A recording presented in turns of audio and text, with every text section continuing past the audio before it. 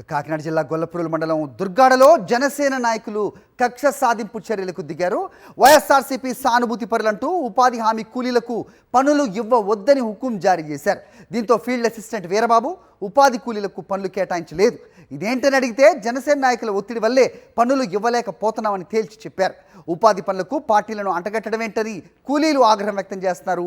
విషయం తెలుసుకున్న వైఎస్ఆర్సీపీ నాయకులు ఉన్నతాధికారులతో మాట్లాడి ఉపాధి కూలీలకు పనులు కల్పించారు.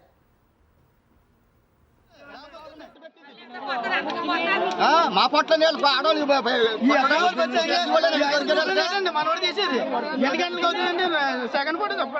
కూడా బహిష్కరణ చేసేయండి. లేకపోతే ఉంటారండి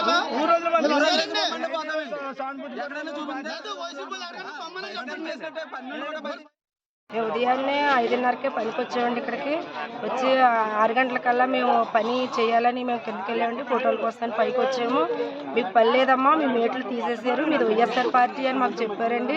మా పేర్లే లేవని మీ సెల్లలో మీ యాప్ ఓపెన్ అవ్వలేదని చెప్పారు సార్. మేము చాలా బాధతో ఉన్నామండి.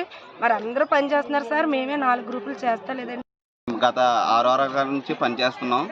మేము వైఎస్ఆర్సీపీ మేట్ల కింద మరి మమ్మల్ని పరిగణించి మేట్లు తొలగించడం జరిగింది అంటున్నారండి. పనికొస్తేనే మరి ఎస్సీ వాళ్ళమేండి మేము.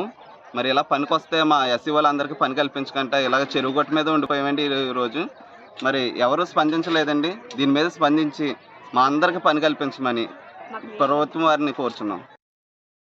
అప్పుడే 12 సంవత్సరాల బట్టి నుంచి ఇప్పుడు వరకు పార్టీ వర్గాలు ఏమి లేవు సార్. మరి ఇది ప్రత్యేకం పార్టీ కాబట్టి, సెంట్రల్ గవర్నమెంట్ పని కాబట్టి, పార్టీలకు సంబంధించిన పని కాదు కాబట్టి ఇక్కడ పార్టీ ఫీలింగ్గా పని మానిపించారు సార్.